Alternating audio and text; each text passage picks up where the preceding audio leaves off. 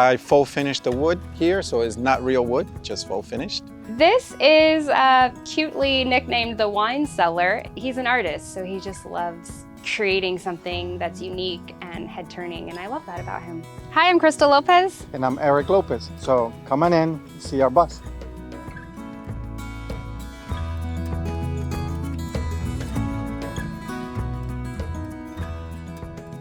Okay, welcome inside Lola. Here is our kitchen. We have butcher block countertops and a farmhouse sink.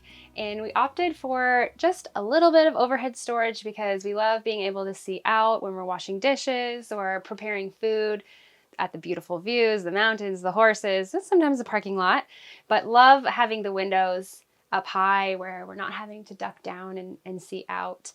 And the reason that our kitchen has so much space is because it's actually built into one out of two of our slides in this bus. We did put 2 slides and they give us 4 extra feet of width space, so it helps tremendously with space. We absolutely love the farmhouse sink. It's just nice and big. Having something like this is really handy because we can, wash fruits or vegetables inside. We can, use it as a drying rack. We also have another drying rack we could put on the counter, but we end up just using this. This is our propane stove. It has 4 burners, 2 small and 2 large. We have this stainless steel backsplash beside it, which is amazing. And it's easy to clean and just there's enough space around it. It's worked out really well. We have this, the oven inside that is also a storage area. Moving on back through the kitchen, we have our apartment size fridge. It is electric. It has plenty of space. We actually started with a bigger fridge thinking, oh my gosh, we're gonna need so much space for food in our bus. And it was a double door stainless steel fridge. And we got in here and ended up buying this instead. And it's been plenty because we were kind of forgetting that when you're on the road, there's so much more time to buy fresh food and cook fresh. And so we didn't need as much space. We decided to raise it, have this little storage area on the bottom so that things were more at eye level. 2 complaints that we've heard from our friends that live full-time, either in RVs or buses, is having to find a laundromat and not having a bathtub. So when we did our design, we decided to solve both of those things before that problem arose for us. So that is why we have these, and that is why they are here. We got a really good deal on these huge, completely non-practical washer dryer set. But we decided that, if this later down the road, if this isn't working for us, we can take these out and get a smaller unit, but we're going to build it in from the beginning. We don't really use the dryer on solar. We can use the washer with our 100-gallon tank. But again, when it's time to do laundry, we'll find some hookups because that's just the more efficient way to use these. And again, great storage area.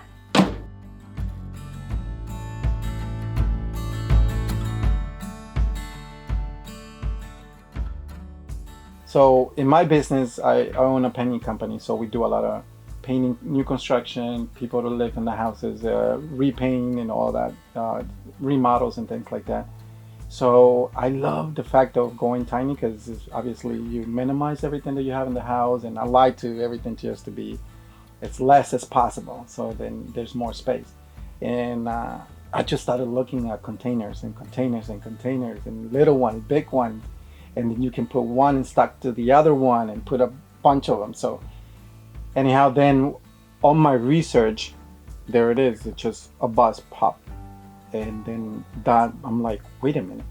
If I get a shipping container, it will stay wherever it's gonna stay. You can't move it anymore because you have to have the platform and all that stuff. But a bus, it's like you just take it anywhere you want to go. And since we love to travel, why not? Why not get the same style, the same idea I have for the container, do it on bus, and we can take off. When we talk about bus life, we always tell them people, try to rent one. Yeah. You can rent an RV and take it for a weekend. It doesn't have to be a whole month. You'll know in a day if you opt for it.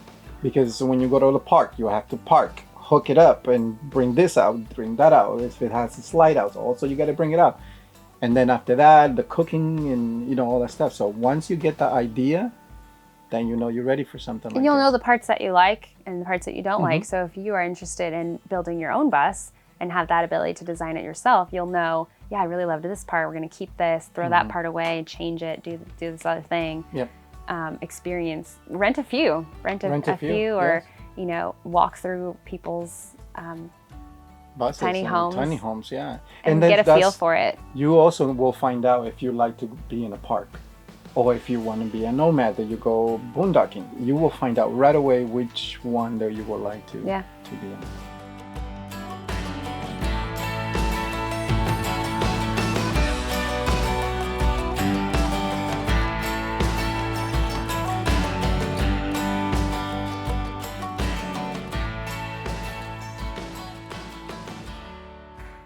On the opposite side to the kitchen is like the living area space, couch. This is a 3-in-1, so it's a couch, it's a bed, and it also has full storage the entire length of the couch. What I love about this couch in particular is that when you're converting it from a couch to a bed, the storage is untouched, so you don't have to be moving things around. It fit perfectly into the slide out, which was perfect for us. It's so comfy. We love being able to have a real kind of house couch, and we're able to bring the table that's stored underneath the couch out. We still have plenty of space to walk around. So loving this couch. My husband likes to do everything different than anyone else and likes to do things that he's never seen done before. So that was the main reason of having the slides. And then obviously additional benefits is just having more room. They were a lot of work. And my, not favorite at the time, but favorite story is my husband said, you know, I don't really know if this bus is going to like cave in like a tin can when I cut huge holes out of the side of it. And I said, great, how are you going to figure that out before you do it? And he said, I'm just going to do it, see what happens. So luckily it all worked out, but that was a fun day. This is cutely nicknamed the wine cellar. It's really just a storage area. So we've actually raised the floor in this bus, and we have our 100-gallon fresh water and our 100-gallon gray water tank on either side of it.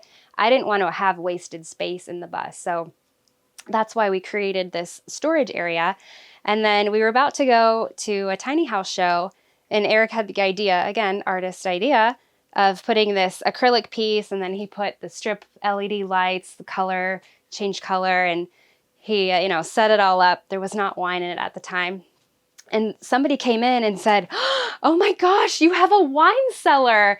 And I said, no, yeah, we do. And so that's how it got its nickname. And so now we kind of just stage it.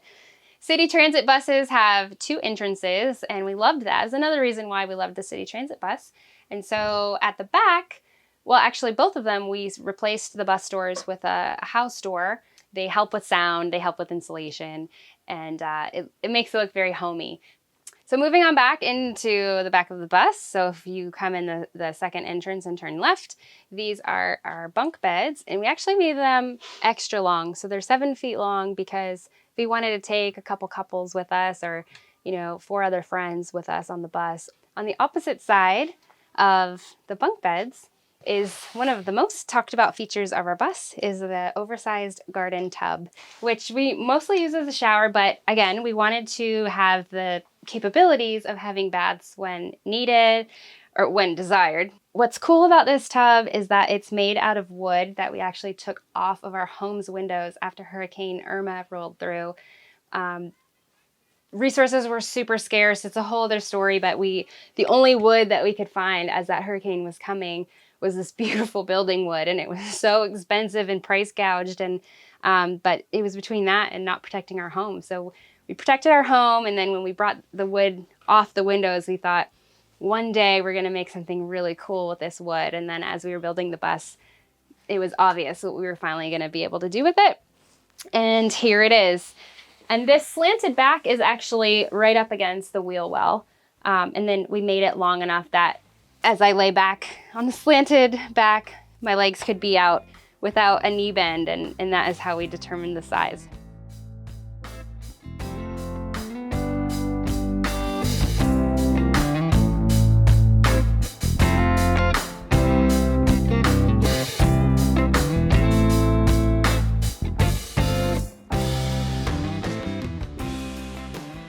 I'm an occupational therapist. I work with children and adults. I do cover in clinic, but I do a lot of teletherapy, which obviously I'm able to do from the road, which is amazing. Function is very important to us, not just beauty. Especially as an occupational therapist, our whole, how we look at the world is it functional? Is somebody able to do the activities of their daily life that are meaningful to that person? Are they able to easily do those activities? And your living space is a huge part of that. It's so much more than just being, Instagram pretty or something like that. It's gotta work, it's gotta flow. And nobody wants to move 7 things to get to that one thing you use every single day and then Right. have to put 7 things back. And so it was very well thought out, and we changed a lot of things in the design process to, to really feel the space. So we would kind of walk in and think about how we had things designed and then, pretend. I'm gonna pretend to cook a meal and, how is it, bending down here, reaching over here, or do you have to go to another room of the bus to get something that you need in that space? So thinking about where things are stored, how things are stored, the level at which they're stored, and not just for cooking, but for everything, for bathing, for sleeping, for driving, for hanging out. Everything is just well thought out because function is really important. Yeah.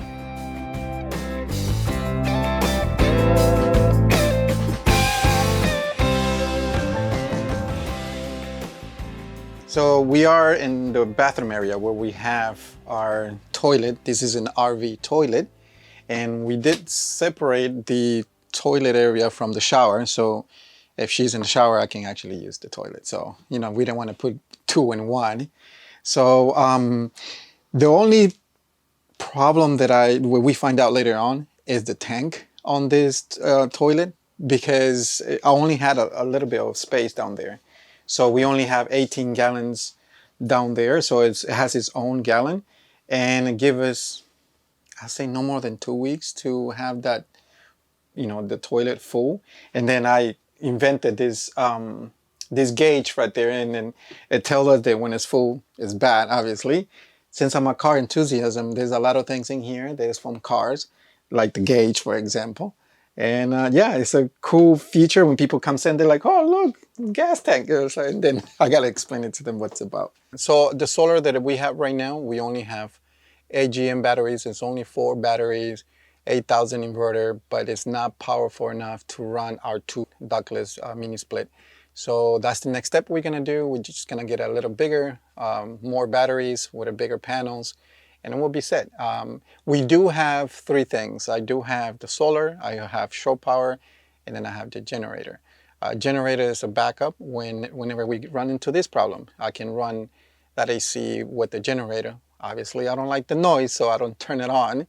But that's the next step, just getting a bigger solar system. All right, so we outside, and Lola, because I'm a car enthusiast, I love hot rods. So that was my idea. I popped a picture where it was a hot rod, the woody cars, and it had the wood look on the exterior with the white walls, the red, and the spike wheels, and all that stuff. So that's where she came about. I full finished the wood here, so it's not real wood, just full finished. White walls are not real. I just spent $10 buying a nice little paint, rubber paint, and just paint them. And once in a while, I got to paint them. And then over here, obviously, these are the slide outs. They stick out, and then I continue the line on the slide out, so whenever it's in, it does not look like I have a slide out. On this side of the bus, we have the shore power. And then here I have a plug-in GFI, just when it rains, and it just pop the breaker, and just in case we have the water. And this is my shore power for 50 amp, 30 amp, you name it. Up in this section, we have a maintenance deck up here. And the other side, I have the ladder going on the side of the bus, so you can go up there and then check out the solar panels if something happened to the solar panels.